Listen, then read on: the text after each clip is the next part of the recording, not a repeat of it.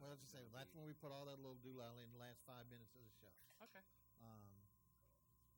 Say as much as you unless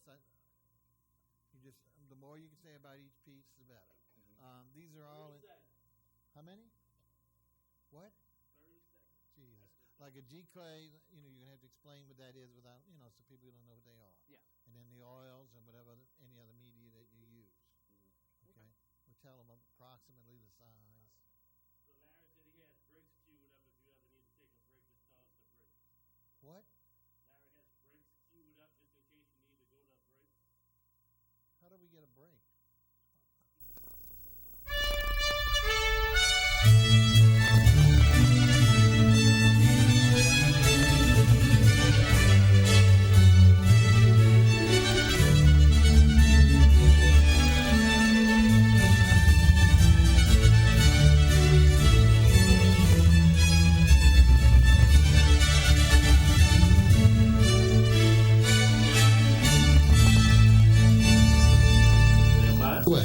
Good afternoon and welcome to Rtist Revue. As we said, Restaurant Revue has been on a hiatus for the last 2 weeks. We had a lovely artist last week on, Bruce Farr, and we've got back to back. It's the first time in Restaurant Revue history that we've been able to bring an artist to you 2 times in a row.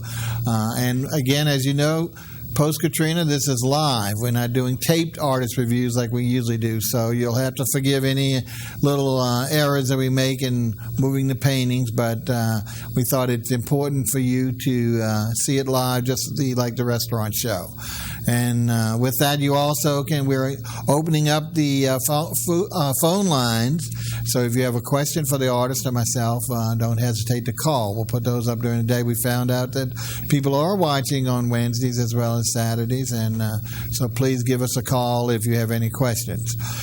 We don't have a musical guest during Artist Revue. For those who are not familiar with us, we go straight to the artist and his or her body of work. We have a lot to get through, and the more you get to see of that, the more, of course, you are interested and hopefully informed and interested in the artist. What we're going to do today is introduce you to the artist this week, and his name is William, even though he goes by Will Smith. And Will, a very common name today, but important to distinguish yourself certainly by your work. Tell us a little bit about yourself, please. Well, I'm originally from Natchez, Mississippi, but my ancestors are from New Orleans. So my great-great-grand uncle was a man by the name of Umbrecht, and he painted the altar wall at St. Louis Cathedral. Right. You can believe that. My grandmother didn't tell me that, by the way, till I was 90. She was 99. So, but and then my great-great-grandfather is a sculptor and a designer, and he designed a lot of the metalwork that you see on the balconies here in town, and also in Natchez. Gee, I have some. I didn't even know you were from Natchez, so we've been in time to talk much before the show. So I have some good friends from Natchez, some who live here as well, so maybe you'll know them. Natchez, of course, is a beautiful place. But how long have you been here in the city? I moved here in had so. Well, that's not too long ago. Yeah, not too long. And it was the art community brought you here? Or? Yeah, I had lived basically everywhere else. I decided that New Orleans was a good city for me to live in from my childhood coming down river. But, I couldn't move 2.5 hours away without going around the rest of the country first. So I was busy with school, and I was getting my master's in San Francisco. And when I finished with that, I looked at barely a couple other places, but I came on to New Orleans because I knew that's where I wanted to be. Shortly after here, you got devastated by the hurricane like the rest of us. Did you have any problems with that at all? Well, yeah, I did. I had a waterfall in my bedroom. I didn't have any water rising. I was living in the Lower Garden District, but it did seal the deal for me to be a New Orleanian. I went from renting to owning, so congratulations. I will own that next problem. And how did you first get interested in art, and how long ago was that? Was that like you said, you mentioned very young age? Yeah. Hopefully that's the case. Most people know it early on if they're an artist. I was right off the bat. My first mural was entitled People Dancing, and I did it in purple crayon at age 3. But anyway, I grew up drawing those houses in Natchez, my parents' friends' homes, and there's so many pretty houses there that I was interested in architecture and design, especially our antebellum regional vernacular. And so, moving to New Orleans, it just made sense for me because it's that same inspiration. Right. That's here. And that's I was so pleased to bring you because you're doing a lot of, just like our previous artists, a lot of local landmarks, objects, homes, etc. So you're focusing on the architect, not just typical landscape or portraits. So it really brings a lot of meaning back to New Orleans now with the rebuilding process. So we're really glad to see. In fact, what we brought today was several different things, and our Evolve, and not necessarily Evolve, new series, whatever you want to call it. But we're going to go ahead and jump in and see the first things, which you call your plaques. Mm-hmm. And this is how I understand, first started, and some really good ones. So why don't we take one of those, show it to the audience, and let's sure. describe a little bit. I think it was I know that streetcar just stands out like crazy, huh? Yeah. Well, there's this one. Where you want me to put it? Just hold it right Just hold there. it right there. Yeah, let's see if we can get a close-up on that. I started making these about, in 2004 is when I started making these. Now, I've done the Magazine Street brochure cover for the past, 3 or 4 years. But anyway, this is the one that I did right after the storm. Okay, all right. Can you see that? Yeah, so get a little bit of glare. There you go. Perfect. You see a little bit of the blue roof now, what is the and plaque, the trash cans out front. What is the plaque made of? Because it's actually got a great sheen lacquered. It's laminated? It's a watercolor pen and ink illustration that I hand print, hand cut, and then I jigsaw glue on a real thin veneer wood to fit the image. And then I use a catalyzed resin on top, and that seals it and protects it, makes it durable and hard. Right, so there's no scratching. Yeah, it's ready to hang, and throw it in your suitcase. Fantastic. Whatever. Well, let's take a look at a couple others, because this is, and again, even though this is your this is just how early I got started. stuff. Yeah. Well, while we're doing this, we do want to show folks that we have posted your website underneath your name. So, again, you can see a lot more and a lot of these that we're showing today on the website at any time in your convenience.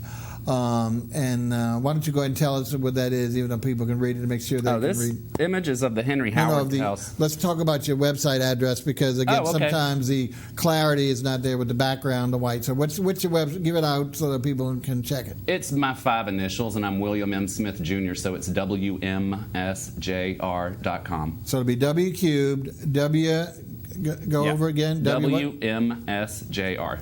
JR. .com. Uh-huh. Excellent. So again, he does have all of his different styles, samples of all his styles there. And any other question, you can contact him. We'll talk a little bit later about where he's exhibiting, but I know he'll give you more details if you like. Let's take a look at the second one we got here and go from there. Yeah, I pulled this one out of the collection because this is the Henry Howard house. And this is that hotel on Britannia and Josephine Street. It's a wonderful old bed and breakfast right behind the Eiffel Tower. Well, for people who don't know, we have the Eiffel Tower. I guess we can explain. We have the restaurant of the Eiffel Tower, which is now an event social, which is on St. Charles across from the Pontchartrain Hotel. Well, if you walk behind that to Britannia, right there on the corner, is this lovely old home that's been a bed and breakfast for many, many years. And they are hanging a lot of his work, which we'll see later on when we get into the new series. And for those who don't recognize it, it's a great tribute. So again, beautifully done, and you can see with all the jagged, irregular edges, so it really makes it kind of whimsical, but at the same time, again, looking at a lot of our architecture, beautifully colored and so suitable for hanging. I have to worry about framing, something like that. So his plaques are still available, even though when we see a little later, he's moved into more traditional canvas and oil. Let's see a couple more before we move into the regular stuff. I pulled this one out because this is another one of my favorites, because this is my home. It's my studio and gallery in the Arts District. So, well, I know you should be showing I that. don't mind showing it. I have so many people knocking on the door all the time. But it is lovely. Lovely. Thank you. So anyway, this is, beautiful. I got lucky and left a note on the door at the right time, and the owner of the house is a wonderful friend, Nick Scapin, and he made it happen so that I could move in and be a part of this house. And I'm right there, a block from the D-Day Museum and the Ogden and all of that. So middle of Arts District. Okay, I think we have one more of those, and then. I brought a couple more of these. Okay, bring both of them, and let's get those. Here's St. Louis Cathedral. I think everybody pretty much knows St. Louis what that Cathedral. looks like. Yeah, let's take a look at that. Oh, yeah. Yeah, St. Louis. Louis. Clear. There we go. There we go. And then another one that's real popular is this one of the Royal Street Cafe. Oh, was the Royal Street Cafe. Yes, beautiful. Now, I don't know what they put in it now, but beautifully painted. It looks a lot like the David Haruni building. Exactly. I get that a lot. Is that David? So Haruni? these are great, folks. So this is again, we're talking to William Smith, who's a transplant from he was a former Natchezian. And a lot of those Natchezians know where to come to party, and eventually they land here and live and realize we have just as much, if not more, architecture than Natchez. And so he's doing real well in our community, and we're happy that he's come today. And we said this is his first evolution, moving from these plaques. I'm using the word laminate, and I know that's not properly correct, but I think people might understand it rather than technical terms. So, and if I interrupt you about any technical term, please don't feel offended. It's just to make sure our audience understands, because not everyone's as educated as you are with regard to the different media, and especially as you evolve from one to another. Let's take a look at some of the earlier, again, not your current series, but I have over here a couple of your oils. Yeah. And we've got one. I understand you said you featured some of these at Jazz Fest. Jazz Festival. Yeah. We know we love that. Let's see. Can we get that? Where you want me to hold it? Like that? And this is, for those who, I'm sure everybody recognizes that, that is the very, very famous chicken box. Not to be confused with chicken in a box. And we know about that competitive round. If we don't, then I don't think you're a New Orleans native. But very well done, and something that really, like I say, very whimsical, but at the same time really, really cute. So it's a smaller portrait. I'm not portrait, smaller shot. I call them house portraits sometimes, House portraits, very well done. All right, another one that we got to say, It's the Fado stage. At the for those who go and recognize the Jazz City, that's Jazz Fest. That's the actual Fado stage, one of the world-renowned stages. So again, this is great. Whether you go to the Fest, so you actually exhibit at the Fest. I did for the first time this year at the Louisiana Marketplace, which is right there at the Fado. Like I say, if you have a one-off souvenir of the Fest, he has some of these, and you can order through the website, especially for your out-of-town guests. So this is great because a lot of people feel they can only get them during the Fest, and here's a situation where you can get souvenirs that people can take home any time of the year. And lastly, I think one of my little favorites here is the Fairgrounds Bugle Boy. I believe I don't know if that's the proper name for it. And again, this could be anywhere in the Old South with regard to having the statuary on the front lawn or on the side lawn, but just beautiful colors. Again, this is almost a square, maybe 24 by 24, something like that. Maybe not that big, maybe 18 by 18. I think it's 16 by 16. 16 by 16. You tell correctly into these so people get a better feel for this. Again, this is traditional oil, is that right? It is. I do a gold underpainting, so the colors change well, let's tell about that. So it is on canvas, mounted for you, suitable for framing, or again, they've got the nice black borders so that you can use them as gallery framing in a frame just like this. Tell us, though, the technique you just mentioned in the gold. After I draw the composition with pencil, then I'd use different shades of 14 karat gold and bronze to create an underpainting. And then I go on top of that, once that's dry, with the oils, and that way the colors really are they're a little more vibrant, and the colors change as you walk by it. Not so much the vibrancy, which I hadn't thought about. What I was thinking about is the actual change of the color. Like, have you ever painted half and half of a painting to see the difference, or put one next to another one where you didn't do the gold underpainting to see how different it really does, using the same colors, if not the same subject matter? It would be very interesting to see how that works, because I hadn't heard of that technique, and I didn't realize what it does with it. But that's what I was thinking about, how it would certainly change the colors, which gives your palette a lot more colors now. Well, sure. Especially if it's daylight to incandescent light, that all changes it completely. Exactly. It's kind of fun. You never know which way it's gonna. Is that something you happened upon, or is that technique? Yeah, it was me. I was just experimenting with different ways to create a look. Okay.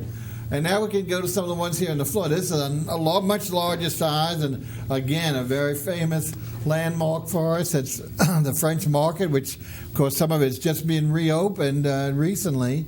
And I think the last part, the produce market, which is this, would be it coming on. It looks great down there too. Yeah, it's done a great job. So this is a great, again, an oil on canvas. I did the gold underpainting with this one too. On as well? Yeah. Mm-hmm. And this is a nice size. This is about 3 by 3 foot. It is square? Oh, okay.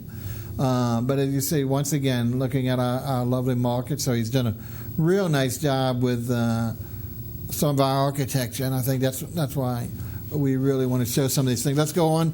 Now, I think is this the point of junction? This is, right. Yep. Now we're moving into. Okay, now this is what we really are thrilled. We had heard about Will from a previous artist, and we really wanted to display these. Not that his earlier works aren't valuable or of current interest. At the same time, we like to see what the current series or the current interest of the artist is.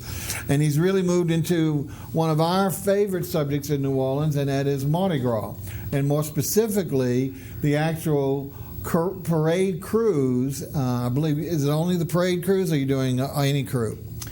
Well, specific cruise for the Henry Howard House Hotel. Okay. They named all of their suites after Mardi Gras cruise, and so these paintings were commissioned to go in those rooms. Okay, so we've so specifically that was the original import, and that's what I say. We'll see some of these magnificent ones that are actually hanging in the hotel, but we're doing the ones that they commissioned. So let's take a look. Why don't we go ahead and can we get a close up of that?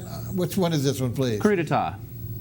Coup d'etat, one of our newer crews, but certainly one of our most famous crews. Give a little bit about the subject. Now, coup d'etat was sort of a challenge for me to figure out a subject matter for, because, like you said, they are a new crew, and you know the story of how they came to be. Well, let's remember, even though our audience, we've got a lot of new people moving in, let's tell them a little bit about that origin so people will be informed about that as well. You could probably tell it better than I, but they were part of another major Mardi Gras cruise. Right. And during that, when that parade was rolling, they held back and then unfurled their new banners, and all of a sudden a new crew was born. We have a lot of those kind of tricksters and kind of myths with a lot of our crews. So each one probably has their own unique kind of origin or whim about them. So this is really great. So this is the lead float. This is the lead float, and really beautifully done with what are those giant figures? I can't. That's not a. They're like gargoyles, I guess. I thought they were gargoyles, but I didn't see any wing.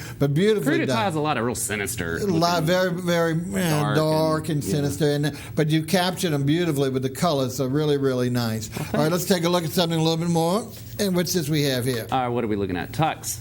And that was another one that was sort of a challenge too, because this was a group of frat boys from Loyola that wanted to be the first white Lambo carriers. Exactly. For those who don't know, Tux has become a legitimate parade, I guess you call it. It started when I was in college, or a little bit before that.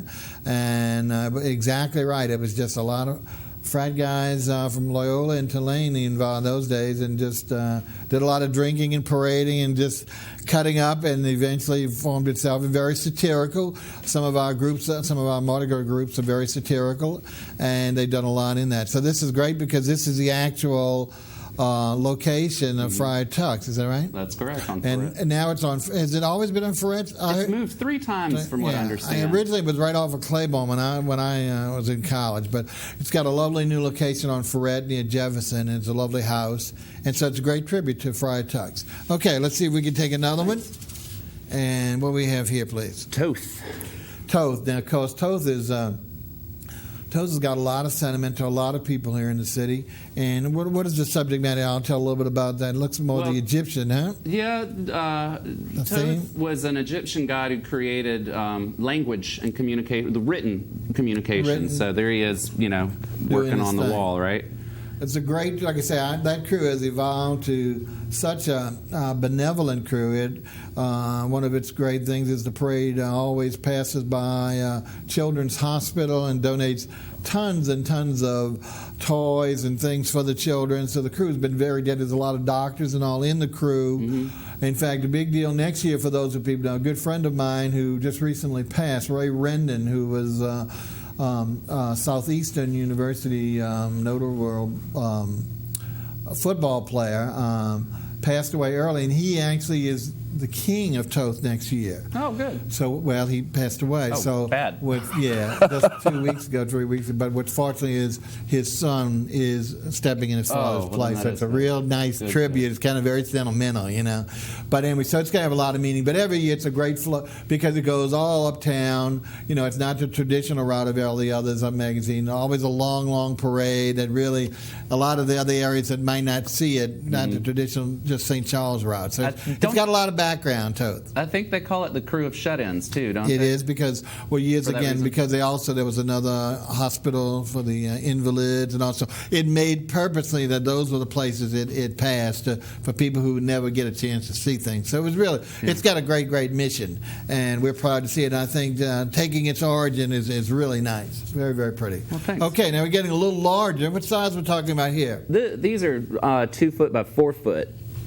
Very, very nice. Thank you. And this is Shangri-La that we're looking at. Shangri-La. Now, Shangri-La's kind of course, it was always the ladies' parade, and started out in Chalmette. It was a Paris parade, so it wasn't really recognized too much by New Orleanians. But then a few years back, it found an opening with several of the shuffles, and has become very, very important in the weeknight. I think it's Wednesday. No, I forget what night it is now.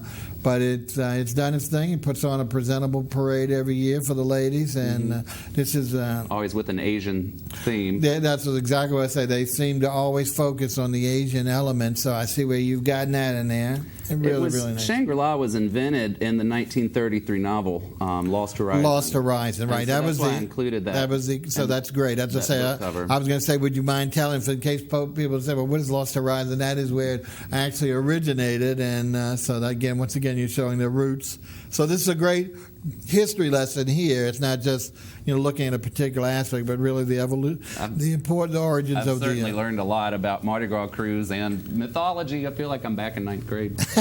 well, I've been learning so much. Okay, we're going with that same size, and let's see what we have here. What's this one? This is Iris. Iris. Yes. Okay, now Iris, unfortunately, it's not unfortunately, but is another ladies' parade. In fact, what I loved about it is it passes right by my house on Saturdays. Instead of the normal route, almost all the parades, except for 2 or 3 now, start on St. Charles on the riverside.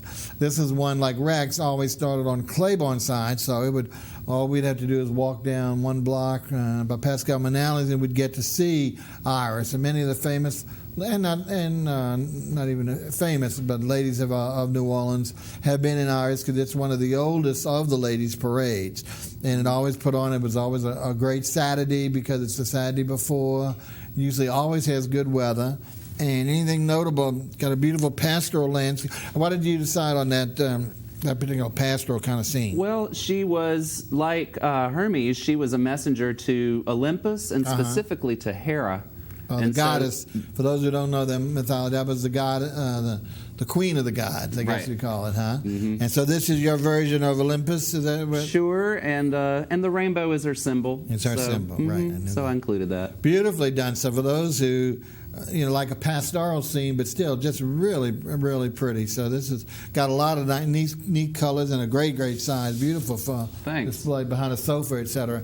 Okay, now let's see. We have which one we got here now? Muses. Another one of our news. So he's not only focusing, as you see, on strictly the old line. He's hitting some of the Muses, of course, is really the newest, I think, ladies' parade that has really taken New Orleans by storm. A few others the big ones have always captured the light. Muses has as well, on a smaller scale, even though it's growing so large. It's done like a big-scale production. Got magnificent, and it's, well, of course, the crown, to me, the epitome of it is, and that's what I was expecting to see, even though you actually going back to the roots, was their huge shoe. They have a magnificent high-heel shoe. Is it on here and I missed it? Look underneath the crest. I put my signature right here, underneath folks. it. So people I had have to have that. There. And the shoe is their symbol, especially the high heel, and that magnificent one that's fiber optic lit on its own thing. That's just one of the prettiest things around. But again, we're talking about the Muses, which of course were the influences of the arts and music, and also were legendary to be distracting to sailors and stuff like that. And of course, I love the ethereal part. For those I don't know, hopefully you can catch it. In the Clouds, the actual name of the organization, Muses. So. Well, they use the street tiles of the Lower Garden District's 9 Muses named streets. Exactly. I've forgotten about that, so that's another thing as well. All right. Well, let's see. Let's go on now. Let's stop for a second. We're talking to Will Smith. And we said Will has been with us since the end of the 90s, huh? Came to us from nearby Natchez. and decided to plow his, I guess he had finished all the antebellum homes that he could find up there. Decided to come and take a look at some of not only our antebellums, but our little neighborhood treasures. I mean, our shotgun singles and doubles are to me, treasures beyond compare in a lot of our cities that don't, respect the history or the architecture of their times. So we're one of the few cities that have, fortunately, kept that and on a grand scale. So he's done, just like Bruce Fall last week, who's focused on his current thing is on homes. He's done homes, but he's also now moving into the Mardi Gras, which of course is the biggest celebration we find anywhere, probably in the United States. Can't say worldwide because obviously the Carnival and those in Central and South America are a little larger. But still, for United States, it's something that's really to behold, and free, which is a great organization, a great opportunity. Okay, and as we mentioned, we do have Will's website, if you can read it, right underneath his name. So you can go there at any time of the day or night and check out his work, some of the things we've seen today and some more that we don't have today. And you can actually, if you decide to buy something, you can actually purchase online. So it's really, really great. Don't forget, if you're interested in any questions, I'm hoping our director will put up our number here. I don't remember. It's been a while since we had it, but he'll put those up. So if you have a call on a particular item or any of the things we're talking about with Will, don't hesitate to call. And we'll be glad to answer any question you like. We're hoping that you're enjoying our second Rtist review since Katrina. As we said, usually we have them a little more frequently than we did since Katrina, but we're doing back-to-back live sessions for you, which is, I think, a real tribute that we can do it to you. All right, now let's see what we're going to do next. We're moving into, muses. We pulled that size away. And we're getting to some of the larger scale work. So, of course, for some reason, monumental work is things that I really enjoy, and I hope you do as well. But, of course, it does get limited in placement in certain homes and certain spaces. This one here is Hermes. Oh, Bacchus. I'm sorry. I was looking at the wrong one. He looked a little bit like Hermes. Now, tell us what's the size on it. Again, we're talking about oil and canvas. 2 foot by 4 foot. 2 by 4, so that's a great size. Got the traditional Bacchus symbol here, some of the colors. Let's talk a little bit about some of the other, for those who don't know, Bacchus is the god of wine or grapes, and that's that you have at his lowest feet. And, of course, we celebrate wine here in the restaurant capital of the nation. You got his great chalice and just about anything you can think of. So it's beautifully colored, as you can see.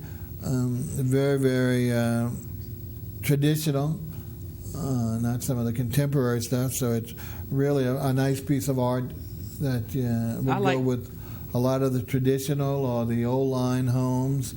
Because, and again, several of these are like that because they look like typicals of the old masters who always did deities and stuff like that, or deified humans.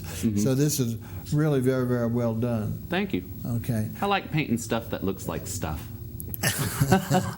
Stuff that looks like stuff. Things you can identify with and recognize. Before we get to your really big ones, because we do have a little time right now, and let's talk about, we talked about the plaques. We showed you the plaques. We have the oils, and especially the Mardi Gras series. But you also do some things in giclée. Is it everything, or what do you do in giclée? Well, these are... First of all, for those of the audience, Giclee, I think it might have an accent, it's a French term. But tell, for those who don't know what a giclée is, what is the composition of a giclée? Well, it's an affordable painting. This is a 2 by 4 foot painting, and that would be expensive, unaffordable maybe even for most people. So halfway through this commission for the hotel, a light bulb turned on, and I asked John and Gail Gish, the owners of the hotel, if they would allow me to turn this series into giclées, and they said yes. So fortunately, I'll be able to sell these either as large as they are, if you've got a big mantle or a big, tall ceilings like at most an of us affordable do. Price. At an affordable price, exactly. I'm going to interrupt you for 1 second because we do have a caller on the line. Caller, welcome to Rtist Review, and Will Smith. To whom are we speaking? You're speaking to Chris. All right. What can we help you with, Chris? I just wanted to know one or two things. Okay. Yeah, I wanted to know where could I get one of those pictures? Where could you get one? Or Yeah. well, as we mentioned, the best place. Do you have a computer? No, I don't. Okay.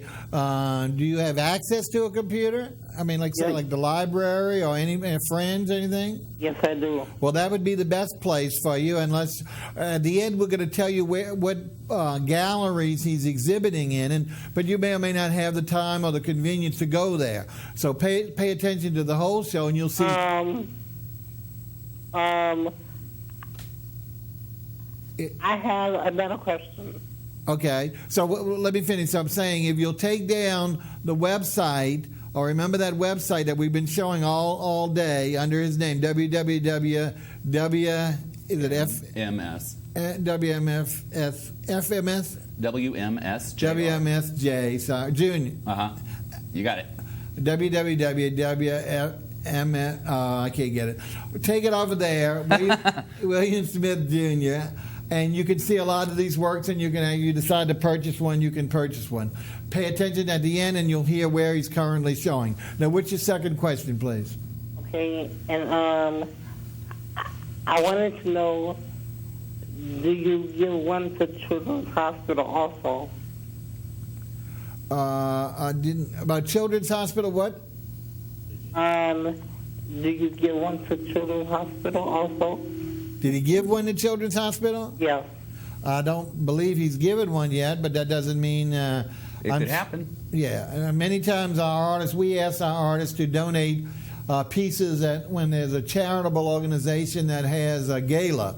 Every year, not-for-profits raise money by having some form of gala, which is a party that they charge people to come to. They get restaurants to donate food, beverage places to donate beverages, and they get vendors to donate their wares. So we'll often go and ask an artist, a restaurant, to participate with some of these because we have some of our own interests, and at that point they'll actually donate something. Also WYES, they'll donate to WYES where you can purchase it and all the money goes to charity. So I'm sure if whoever does for the Children's Hospital, if they really like his work, they can contact Will and work out something whereby at the next fundraiser that perhaps I know he'd be thrilled to consider something along those lines. And again, we will have him at several of our fundraisers for some other charities that hopefully he will be involved there. Does that answer all your questions, Chris? Yes, it does. Thank you very much. Thank you for watching. Have a blessed day today. Thank you. Okay, that was very nice to hear someone out there interested in your work and gives you ideas for things. So it would be a great idea, especially maybe you'll do like the Little Rascals parade or something if you keep up in your same mode and something with children. Barkus next. There you go. But I'm sure Toth would be very, very, some of you get. So maybe you could donate a poster or print something if they want to raffle it off. But let's go back to that because I know I was cutting you off and I didn't mean to do that, but I didn't want the caller to get too impatient.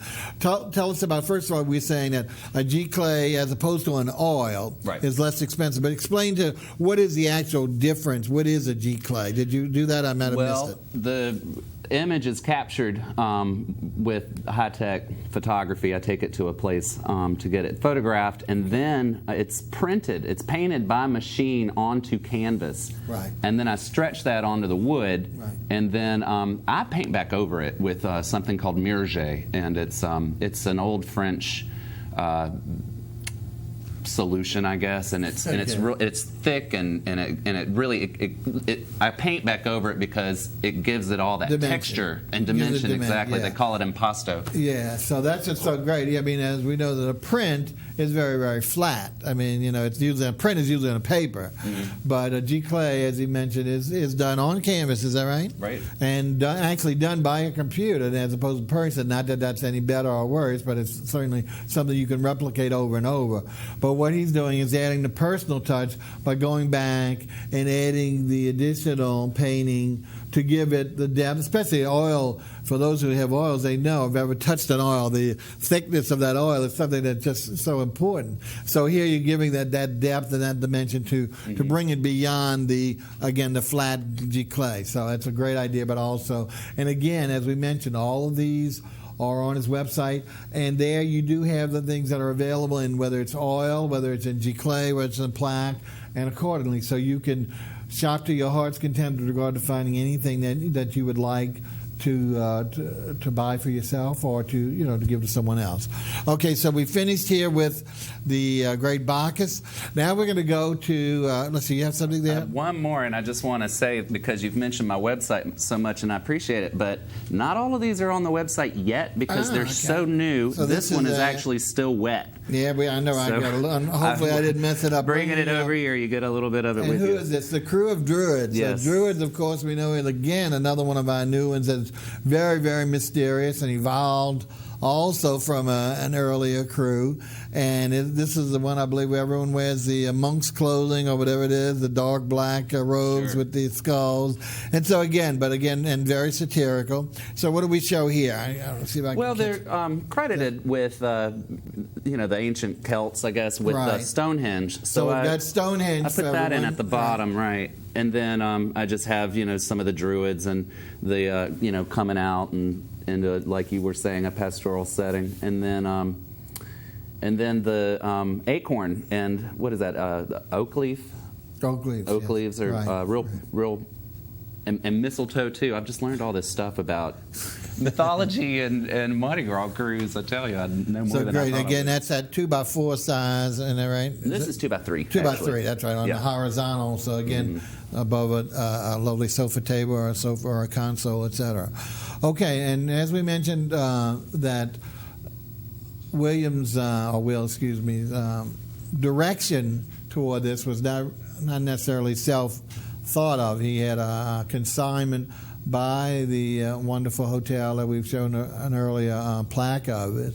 And with that, they were kind enough, and so his actual original works are hanging in that hotel. And so they were nice enough to loan them to us for the show, so you can see the scope and because these again are monumental in size. And so what we're going to do is ask our cameramen to go one by one to each, and I think we'll go with we've got to go with the king of all Mardi Gras, and that's Rex. Why don't we go over to the one behind Will?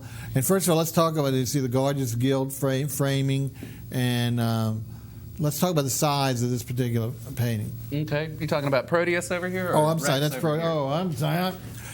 We moved everything. They all start to run together. I get the after a while. privilege of Rex. That's appropriate, So, why don't we? I'm sorry, Mr. Floman. This is the Rex here again. What are the size? These things are huge. That one is 3 foot by 4 foot, but with that gorgeous frame on it, it does really command a lot of wall space. But the Henry Howard House has huge walls, and they needed big paintings. And so I have found out, so do a lot of people. A lot of people really like having big. So this is the Carnival Edition pageant of Rex, which is really like the beginning of what people call the bulletins, where the whole parade was showing. You always see it in this respect. And this is the 1906, February 27th, in Utopia. How did you choose this particular year and this theme for your piece? That's the first one that I did for the hotel, as a matter of fact, and that is a replica of the Carnival parade lineup, the header or whatever you call that. Right. Where Well, let's just say it's the very first one, and then they show you all the different floats. Individual floats. In the old days, was actually they're very valuable today. They were printed on the Times-Picayune or the earlier paper on regular newspaper. Now, especially since Hurricane Katrina, these things are selling for not only hundreds, thousands of dollars. It's a bit for a piece of paper, so with newsprint on the back, the commercial. So that's how it starts, always with the name, the Carnival Edition, the main thing, and then the individual floats follow for the parade. But what I'm saying is, who chose 1906 or In Utopia? I did. Oh, okay. Because it was 2006 when I did it, and I was thinking how highly ironical that 100 years ago the theme for Carnival was In Utopia, when we all know where we were in 2006. Wow. You think about that, the first Mardi Gras after the storm, when they didn't even know if they were going to have a Mardi Gras. Now, did you do this? You started pre-storm? I had received the commission pre-storm, and Katrina happened. Then, like I said, about that condo that needed work, all this stuff But what happened. I'm saying is, so really, but the that- I theme did do came that after last year. the kind of theme came after Katrina. So Oh, absolutely, yeah. I just was stunned when I saw that in 1906, exactly 100 years ago, the theme was in Utopia, when we certainly were not in Utopia. Right, certainly the paradox of it. It's February of So this 06. is really, and I'm sorry to delve in that, but I think it's a great story because, I mean, I didn't know, not everyone was familiar with every parade, what's their theme. I was just wondering how if they dictated the theme of In Utopia or you created. So and I love of course, the dinosaur, whatever it is, was done in the purple, gold, and green. That is just fabulous, really fabulous. Thank you. Okay. So now we're going to move over to the one I was mistakenly looking at, and that is Rtist, another one of our famous crews, which parades, used to parade on Monday. I think it still parades on Monday. And tell us about that. This looks very Russian and very royal, or British, one of the two. It's French. I think that was their French? theme. Yeah. And this, too, is another replica from a lineup of floats.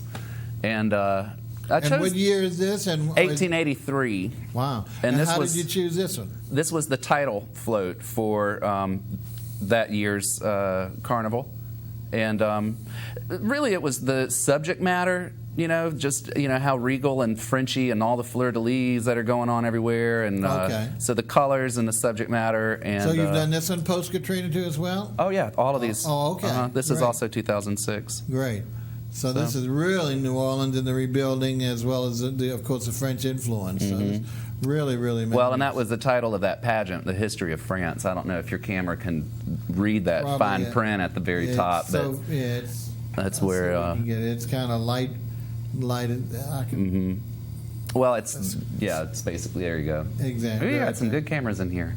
Yeah, they really do.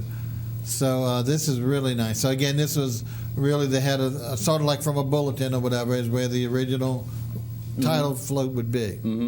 Okay. All right, we've got one masterful, monumental piece to show you, and then we'll talk a little bit more to Will, and hopefully you've enjoyed it. And let's take a look. It's the giant one behind us, which is really magnificent. Again, on loan from the hotel.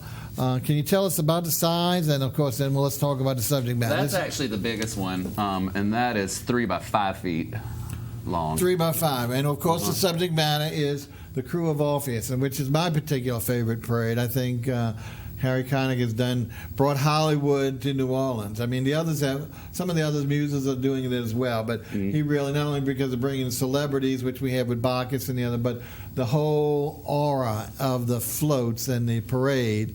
It's just really transcend beyond taking the set and animate it and put it in our streets. So talk about a little bit about, again, the Crew of Orpheus here. Well, there's, Harry Connick Jr. being a part of it. Orpheus was the god of music. Right. Of course, he invented the lyre, or the lyre. I never know how to say that. Lyre. You're right. Which, of course, he's holding that thing he's holding, yeah. Beautiful stringed instrument, predecessor to the violin, I guess. And what else we got?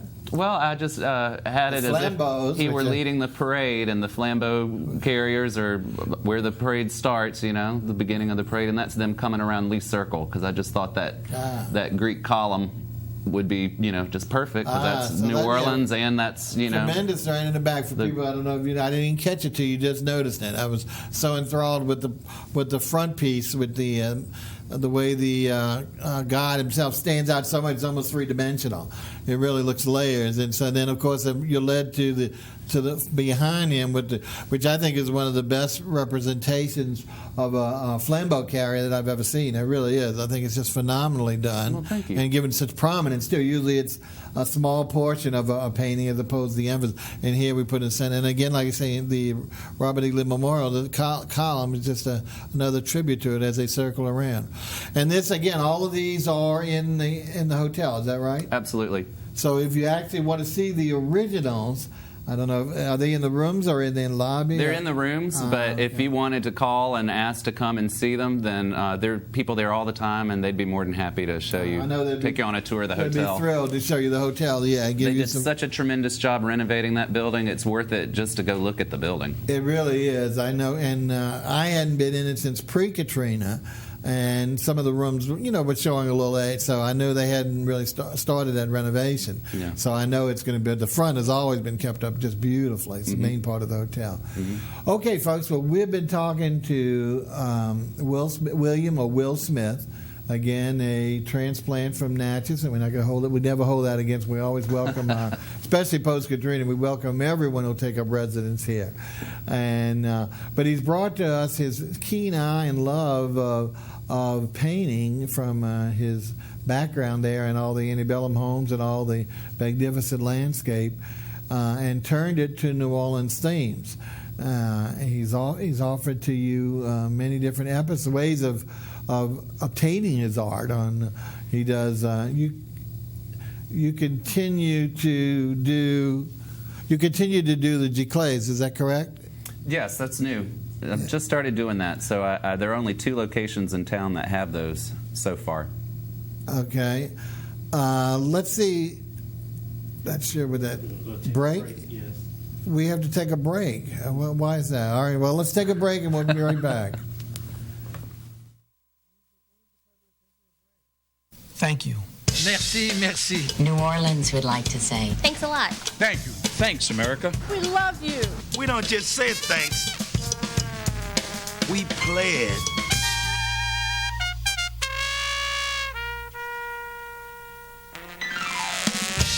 And now we'd like to say thank you in person. Come on down, America. Come for the history. Come for the music. Come for the food. Come for the art. Lots of art. Come for the fun. Come feel good. Come for the people. Come for beignets. Come for the sweet sounds of jazz. Come for it all. We rolling, y'all. Come fall in love with New Orleans all over again.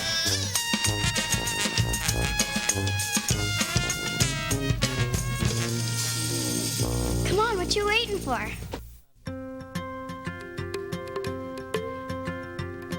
There is really only one boy.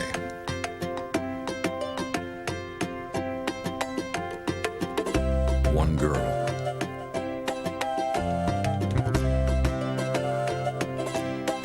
One tree. One forest. One deep, dancing ocean.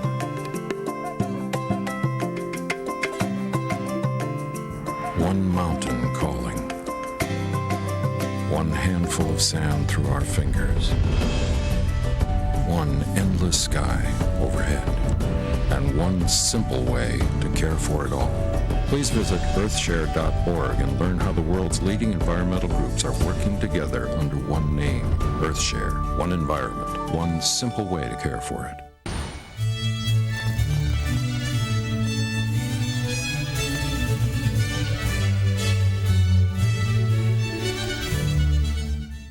Welcome back to Artist Review. That's something we've never had before a break. I hope you enjoyed it, because I hope it's the last one. Anyway, we're in the middle of talking to technological breaks, I understand, but not when we're in a show.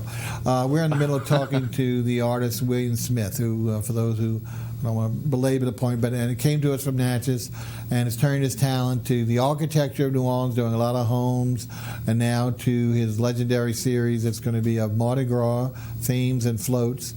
We were talking that he has his work available to you in many episodes, in several different medias. And we don't talk price at all on the show, as you know, and that's why I mentioned if you want to go to his website, which is shown on the screen several times, then that way you can get that information. Before we get into it, we've got another wonderful call, and then we'll get back to that. So let's talk to, welcome to Artist Review. We're talking to Bill Smith. Who's on the phone, please? This is Chris again, Okay, Chris. and I wanted to know if you can make one of the New Orleans Saints.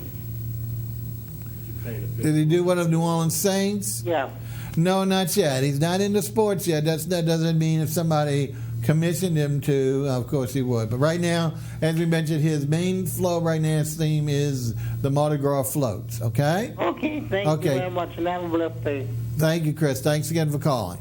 Okay, back to what we're saying is that Will has done his work in several different mediums, and depending on your preference and your pocketbook, whatever, makes it affordable or less affordable. The oils, which of course are the most original of any work, are obviously on the higher scale depending on the size. I mean, if they're ones that are smaller, then obviously not going to command the same price as these giant things that we've shown you here today. But besides oil, he's done it, as he mentioned. He does, which we're going to show you in a second, prints. He does giclées, which is a print that is magnified because he actually adds to it extra painting to bring out and give it some dimension. And he's doing the wall plaque, the plaques that we saw before, which, again, I mistakenly call lamination, but is a whimsical way of doing situations that give it really unique cutouts. They use a lot of third dimension stuff to it that adds to the color. Now let's take a look. One thing we didn't show, as I saw, are his prints. And I think Will has that. What's so unique about the prints is he's selling most of these framed, and the frame, he's got a good friend who does the frames, and the frames are doing recycled wood, probably post-Katrina. Talk about this. Let's show a couple of the audience. These are much smaller than, of course, some of the other works, but I know our cameraman can get them for you. Let's talk about this first one and see while we're zooming in. Well, this was my first year to do Jazz Fest, and right in the booth next to me is my new best friend, Dave Bergeron, and he takes New Orleans building materials and makes these gorgeous frames. Let's see if we can pan back a little bit because we're seeing the great work, but let's get the frame in as well so they can see. So what you've done is he's actually taking. Now, is he painting these frames, or is that what it was? Well, I think he probably does some of the distressing to them, okay. But he keeps, like all the colors that are going on throughout the years of whatever this wood was doing on a house. Oh, okay. So yeah, he takes it, he yanks all the nails out and cleans it up, polishes it. And makes it so that this doesn't flake off anymore. He seals it and saves it. Right, so it won't continue to deteriorate. He stopped that process. This is very important. There's a lot of artists now doing things, especially with the recycled woods or metals or things that are found around post-Katrina. So I think it has a lot more meaning than perhaps before because of post-Katrina. So let's take a look at one more here in that regard in these prints. What do we have here? This is a circle bar. And these are all signed and numbered, limited edition, and all of that. So, this image though was one of the first ones that I did when I started my New Orleans collection because I love the circle bar. Well, for those who don't know, it is at Robert E. Lee Circle, same place we ended with the last parade, and it's been there for years. A beautiful old home that seems out of place with the rest of the things on the circle. Absolutely. And just framed beautifully here with this. Now, again, can people get your prints without the frame or strictly framed? That's what I'm trying to find out. Yeah, you can get prints without the frames, but but anyway, but you are featuring on your website framed prints that Dave is doing for you. Well, yeah, and these gorgeous frames, yeah. Excellent. They're just each one is so unique, and to me, it's kind of neat too because it's like one purchase but two artists. 2 for 1. Very well put. And like you say, it's something the frames are not going to be found in your local store, just a replica of that. So it just adds another dimension, another uniqueness to the piece. Image of New Orleans building, framed with New Orleans building. Exactly. All right, so again, we're talking to William Smith. We've shown you that he's got work all over the place for you. He's got a great website. Hopefully you can access to that. But in case, just like, even here in the studio, even though we're bringing them close to you, there's nothing like seeing it in the flesh. I don't mean necessarily touching, but being up there as close as you can to see the scope of the work, because television does compress everything into the small box size. So even these massive pieces of work aren't done justice by the TV. So if you really want to see some of Will's work, as we mentioned, the large ones are already sold and domesticated and housed in the hotel. You'll have to stop by and see if they will afford you that opportunity. Obviously, if the room's available and not vacant, not having someone in, I'm sure they'll at least show you one. But if someone wanted to see some of the other work? You mentioned that you exhibited at Jazz Fest and should maybe return there again next year, which will be great. But what other places do you have anything currently on view? Yeah. Well, let's see. I'm at the Artist Market on Decatur. Okay. I'm also at let's Okay. stop at one for people again. For people who don't know, and I'm sure they know, it's part of our. Even though this one really probably started before Katrina. Part of our rebuilding plan is to break our neighborhoods down into self-contained, if you want to call it, communities.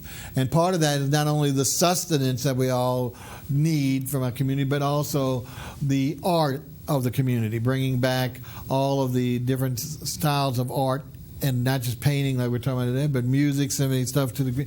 And what started many years ago, way down in the Bywater, I believe was the first one, was strictly an artist market. Mm-hmm. And the second one, which became right before Katrina, we got so large it was huge, it was called the Mid-City Market. And it's moved now again. And now, as part of the rebuilding, many of the neighborhoods are creating their own art markets. Uh-huh. Now, the one in the riverfront, in the where you're talking about, came about, I say, either right before Katrina or right after. So it really kind of didn't get involved with all the press that the new neighborhood markets are getting. So let's talk specifically about them, because I really feel it's geared more toward the tourist. And pre-Katrina, that might have been the case. I think post-Katrina, we want our citizens out there in New Orleans and so many of our venues to contribute to the rebuilding and helping out our people in the quarter. Let's talk specifically of that particular market, when it occurs, where it occurs, et cetera, so people can see. What part of the month? Do you know the dates that they actually have? Well, the Artist Market on Decatur is an actual business. Okay. It's kind of like a gallery. Oh, okay. That's different. They call it a market because it's right there with the French market. market. I'm confused with the one in the quarter. Yeah. So this is actually a gallery. Mm-hmm. And what's the address on it? On Esplanade, it's Barracks at Decatur. Barracks and Decatur. Yeah, it's right there, and it goes through the whole block. So one entrance is facing the French Market, and the other is facing the Decatur Is that the Street. old used to be a restaurant? I don't know. Is it right across from the Mint? It's near the Mint, but it's like 3 doors from Barrack Street. Okay. So big outfit, but I do some of those markets that you were talking about. Well, that's what I was going to suggest. If you, I got accepted, fortunately, to the Ferret Market. Great, that's my neighborhood. New. I missed the first one. I had to go out of town, so I'm anxious. And that's, I believe, on the first Saturday of the month. Was that correct? I believe so, yeah. Yeah. Mm-hmm. So the first Saturday of the month, and that's been the post-Katrina, the first new marketplace that's opened up. Also Harrison Avenue. I'm sorry? Harrison Avenue in Lake. Well, that's to say the second one that opened, I was getting ready. You jumped me the gun, is Harrison Avenue, Lakeview Market. The third one coming up is the Broadmoor Market, and I think they're having it this weekend on Claiborne, right off of Carroll, right off of State, I believe. It's next to a church. There's a big ground, so it's this weekend. So we've got a lot. Meanwhile, any place else, because we're running out of time. I just noticed clock. Yeah, Artemisia is a brand new gallery that hasn't opened yet, and it's on Magazine, 2100 block of Magazine Street. Okay. And I'm also at Agora, which is on Magazine Street. Oh, good. And if we place him in any of the restaurants that we have, we'll let you know so you can see him there. Once again, thank you for patronizing. Hopefully you... Thank you for watching Artist Review. Will Smith is his name. We've given you a lot of places for him. And we want to thank you very much for coming in. Again, thank the owners of the hotel for allowing that information. It was the time now that we could go or not? That we're changing our time things here. I think it's time for us to leave. And we will see you next week. And I believe the restaurant that was scheduled this week should be on, which will be called Il Posto, a brand new little neighborhood restaurant on Danille. Until that time, I'm Bob Bockelman, and we'll see you at the restaurant or at the gallery.